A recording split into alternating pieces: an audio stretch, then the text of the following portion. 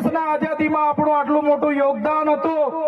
દેશ આઝાદ થયો, દેશમાં લોકશાહી આવી, લોકશાહીમાં દેશમાં બંધારણ બન્યું અને બંધારણની કલમમાં 444, 244, 13 કમાં આપણા વિસ્તારને 5મી અનુસૂચિ તરીકે જાહેર કરવામાં આવ્યો। એ જ પ્રકારે દેશના આસામ હોય, સિક્કિમ હોય, મિઝોરમ હોય, નાગાલેન્ડ હોય, મેઘાલય હોય, તમામ રાજ્યને અનુસૂચિ 6 અંતર્ગત સમાવેશ કરવામાં આવ્યો। ત્યારે અનુસૂચિ 6 ત્યાં લાગુ કરવામાં આવી અને ગુજરાતમાં આજ દિન સુધી અનુસૂચિ 5 લાગુ કરવામાં નથી આવી।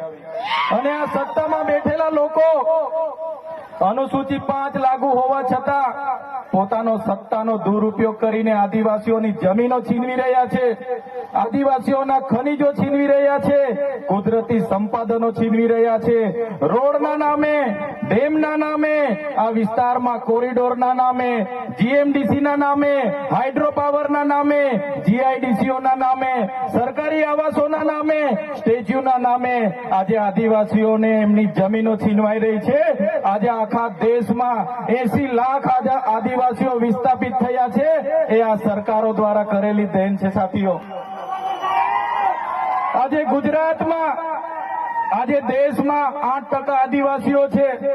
2011ની વસ્તી ગણતરી પ્રમાણે 11 કરોડથી પણ વધારે દેશમાં આદિવાસીઓ છે। આજે ગુજરાતમાં 15% આદિવાસીઓ છે। 1,25,00,000 આદિવાસીઓ ગુજરાતમાં છે। 29 જાતિઓ ગુજરાતમાં આદિવાસીઓની છે। આજે તમે મને બતાવો કયા ક્ષેત્રમાં આદિવાસીઓ 15% છે, બતાવો મને।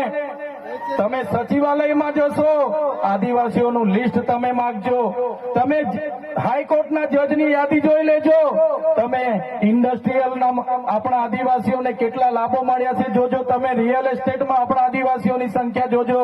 ત્યારે આઝાદીના 78 વર્ષમાં સરકારોએ માત્ર ને માત્ર આદિવાસી બજેટમાંથી અમૃત મહોત્સવો કાઢે છે, વિકાસ મહોત્સવો કાઢે છે, ગૌરવ યાત્રાઓ કાઢે છે અને પોતાના તાઇફાઓ કરે છે। ત્યારે હવે આપણે બધાએ જાગી જવાનું છે અને આ સરકારને 2027માં ઉખાડીને આપણે ફેંકી દેવાની છે।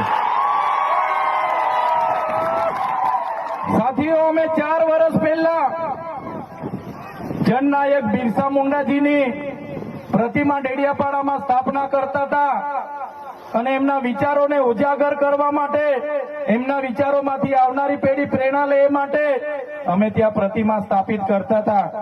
ત્યારે આ ભાજપના સાંસદ મનસુખભાઈ વસાવા, 3 જિલ્લાની પોલીસ અને એમના આરએસએસ વાળાએ આપણને ત્યાં પ્રતિમા સ્થાપતા અટકાવી દીધા હતા અને પ્રતિમા સ્થાપતા આપણા ઘણા લોકોને ડિટેન કર્યા હતા। 3 જિલ્લાની પોલીસ અમને પકડવા માટે આવી હતી, છતાં આપણે એમનાથી ડર્યા નથી અને બિરસા મુંડાની પ્રતિમા ડેડિયાપાડામાં સ્થાપિત કરી છે। ત્યારે આજે દેશના વડાપ્રધાનને આજે ડેડિયાપાડા આવવું પડે એ આપણા બધાની તાકાત છે। ત્યારે વડાપ્રધાન ડેડિયાપાડા આવે છે ત્યારે લોકોને ભેગા કરવા માટે 500 કરોડ આદિવાસી બજેટમાંથી જોગવાઈ કરવામાં આવી છે। હજારો બસોની વ્યવસ્થા કરવામાં આવી છે અને બધા કર્મચારીઓને એમાં લગાડી દેવામાં આવ્યા છે।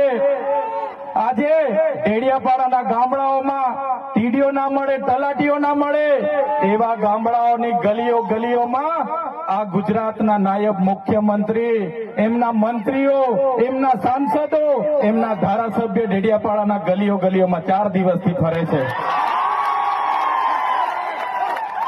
જે લોકો એસી ચેમ્બરોમાંથી બહાર નહોતા આવતા, જે લોકો ગાંધીનગરમાં પડે ફતારીએ રહેતા હતા, એ લોકોને ગામડે ફરતા કરી દીધા। એ આપણી બધાની તાકાત છે ભાઈઓ। ત્યારે નરેન્દ્રભાઈ મોદી આપણા કુળદેવી માતાના દર્શને જવાના છે દેવમોગરા।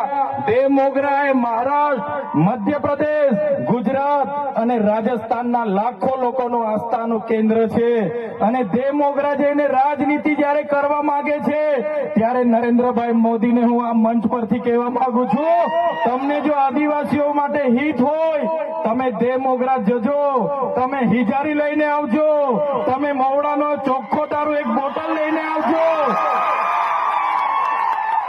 તમે એક મરઘો લઈને આવજો, એક બકરો લઈને આવજો, દર્શન કરીને એની પ્રસાદી કરીને તમે ત્યાં જ જમીને પછી જજો.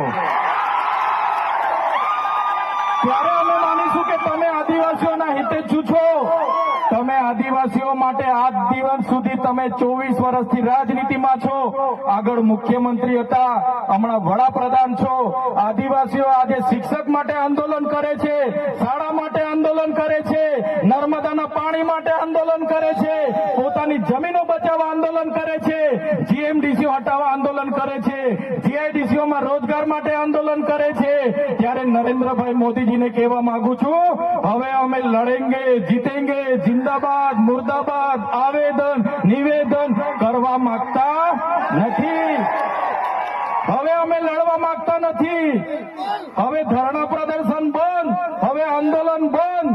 જો અમારી 5મી અનુસૂચિ, જો અમારા પૈસાએ, જો અમારી અનામત, જો અમારી 73 એની જમીનોને આવનાર દિવસોમાં જીએમડીસી ના નામે માગશો, માલસામોટ પ્રોજેક્ટના નામે માગશો, હાઇડ્રો પ્રોજેક્ટના નામે માગશો, અણુ મથકના નામે માગશો, તો અમે આંદોલન નથી કરવાના, અમે નેપાળવાડી કરવા માટે ગાંધીનગર આવવાના છે. અમે નેપાળવાડી કરવા માટે ગાંધીનગર આવીશું. તે દિવસે તમારો ને અમારો સામનો થશે, તે દિવસે ખબર પડશે ઓરિજિનલ આદિવાસીઓ કોણ છે તે. ત્યારે કેટલાક મીડિયાવાળા મિત્રોએ મને પૂછ્યું, તમારા ડેડિયાપાડામાં નરેન્દ્રભાઈ મોદી આવે છે, તમારું બધું પૂરું થઈ જાય. ત્યારે મેં મીડિયાવાળાને મિત્રોને કીધું, નરેન્દ્રભાઈ મોદી આવીને જાય પછી એમના મિત્ર ડોનાલ્ડ ટ્રમ્પને પણ લઈ આવજો. અમારા લોકોને ક્યાંય ફેર પડવાનો નથી. હવે અમારા લોકો જાગી ગયા છે, અધિકારોની વાત કરીએ છીએ. સંવિધાન અધિકારો અમને આપો, સામાજિક અધિકારો આપો. અમને જે મળેલી અમારા અધિકારોની વાત અમે કરીએ છીએ ત્યારે અમને ખબર પડી ગઈ કે આદિવાસી સમાજ હવે જાગૃત થયો છે. ત્યારે બિરસા મુંડાના રથ જયારે લઈને ફર્યા, એમના મંત્રી તંત્રી મારું નામ લઈને મને ગાળ બોલે કે પેલો ચૈતર વસાવો અહીંયા આવે છે, આમ કરે છે, તેમ કરે છે, ફલાણું કરે છે, ઢીકડું કરે છે. એ મંત્રીઓને પણ કહેવા માંગુ છું, એ પ્રદેશ પ્રમુખને પણ કહેવા માંગુ છું, ચૈતર વસાવાને ગાળ બોલવાથી અમારા આદિવાસીઓનું ઉત્થાન નથી થવાનું. તમે આદિવાસીને ઉત્થાનની વાત કરો. મને ગાળ બોલવાથી અમારા લોકોનો જો વિકાસ થઈ જવાનો હોય તો હું દરરોજ તમારી ઓફિસે તમારી ગાળ ખાવા માટે પણ તૈયાર છું. સાથીઓ, અમે અનંતભાઈ સાથે વિધાનસભામાં લડીએ, રોડ પર લડીએ, સદન પર લડીએ અને આદિવાસીઓની ન્યાયની વાત કરીએ, અધિકારની વાત કરીએ. આ લોકોને ગમતું નથી. અનંતભાઈ પર અનેક કેસ થાય, મારા પર અનેક કેસ થાય, અમને જેલોમાં નાખવામાં આવે, પણ અમે આ સરકારની જેલોથી અમે ડરવાવાળા લોકો નથી, અમે લડવાવાળા લોકો છે. સાથીઓ, આ મંચ પરથી કહેવા માંગીએ છીએ, આ ચૈતર વસાવાના, અનંત વસાવાને જયારે સમાજની જરૂર પડશે, અમે આ ધડ ધરવા માટે પણ તમારી સાથે તૈયાર છે. આ ધડ ધરવા માટે પણ અમે સમાજ માટે તૈયાર છે. એક ગુજરાતના મુખ્યમંત્રી ભૂપેન્દ્રભાઈ પટેલ, એક ગુજરાતના ઉપમુખ્યમંત્રી હર્ષભાઈ સંઘવીની પોલીસમાં પાણી નથી કે આ ચૈતર વસાવાના અનંત પટેલને હેરાન કરી શકે. ત્યારે સાથીઓ, જાગવાની જરૂર છે. આગળ ડોક્ટર સાહેબે કીધું, આપણી જે મૂળ સંસ્કૃતિ છે આપણે ભૂલી ચાલ્યા. આપણો નંદરિયો દેવ, આપણો ગામનો હિમારિયો દેવ, આપણો વાઘ દેવ, ગોવાળ દેવ, આપણો કાળિયો ભૂત, આપણે ધરતી માતાને પૂજનારા, આપણે નદી નાળાને પૂજનારા, આપણે ચંદ્ર અને સૂર્યને પૂજનારા, આપણે પ્રકૃતિના પૂજક તરીકે છે. ત્યારે જન્મ મરણની વિધિ, લગ્નની વિધિ આપણે ભૂલી ચાલ્યા છે. ત્યારે આજે આ લોકો આપણા પર જાતિનો દાખલો માંગે છે, પુરાવા માંગે છે. ભણેલા છોકરાઓને પૂછી લો. સાથીઓ, જે આપણી રીત પરંપરાઓ છે, આપણો જે પહેરવેશ છે, આપણા પૂર્વજો આઝાદી પહેલા ઓળખી કાઢતા હતા. ગોરા અંગ્રેજો આવ્યા, એમના પહેરવેશ, એમની બોલી પરથી આપણા પૂર્વજો જાણી ગયા કે આપણા દુશ્મન છે. આજે તો આપણે એ લોકોની સંસ્કૃતિ અપનાવતા થઈ ગયા, એ લોકોના પેન્ટ શર્ટ પહેરતા થઈ ગયા, એ લોકોના જીન ટી શર્ટ પહેરતા થઈ ગયા, એ લોકોના બૂટ સૂટ આપણે પહેરતા થઈ ગયા. આપણી બહેનો પણ આજે પંજાબી પહેરતી થઈ ગઈ, ડ્રેસ પહેરતા થઈ ગયા, ચણિયા ચોરી પહેરતી થઈ ગઈ, જીન્સ ટી શર્ટ પહેરતા થઈ ગયા. ત્યારે આવનારા દિવસોમાં આપણો દુશ્મન કોણ છે તે આપણને ખબર પડવાની નથી. ત્યારે આપણે મૌલિક નૈતિક મૂલ્યો આપણે જાળવવા પડશે. આપણી બોલી ભાષા આપણે સાચવવી પડશે.